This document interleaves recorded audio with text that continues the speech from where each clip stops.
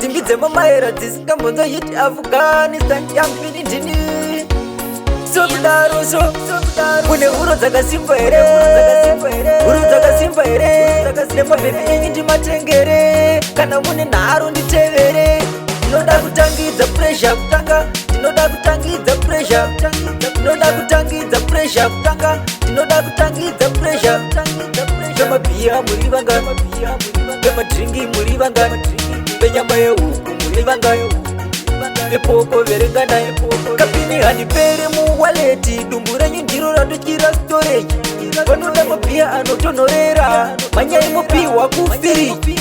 Kokoma watsomata kwangu wai, onai makuchenja language. Ndinoda kufara, chero vana vechikoro fonai vadzoke kukoleji. Sokudaro tangidza Prezha kutanga, ndinoda kutangidza Prezha, ndinoda kutangidza Prezha kutanga, ndinoda kutangidza Prezha.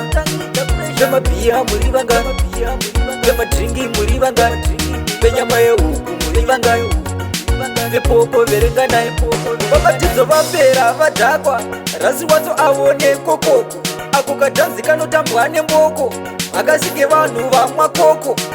Mune huro dzakasimba here, huro dzakasimba here, nemabhebi enyu ndimatengere. Kana mune nharo nditevere.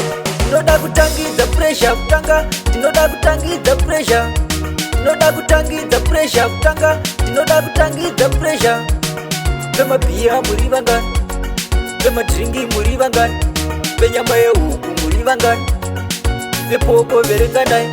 Kapini handipere muwaleti, dumbu renyu ndiro ratochira storage. Vanoda mabhiya anotonhorera, manyai mopiwa kufiriji. Kokoma watsomata kwangu wai, onai makuchenja language. Ndinoda kufara, chero vana vechikoro fonai vadzoke kukoleji. Sokudaro tangidza Prezha kutanga, ndinoda kutangidza Prezha, ndinoda kutangidza Prezha kutanga, ndinoda kutangidza Prezha.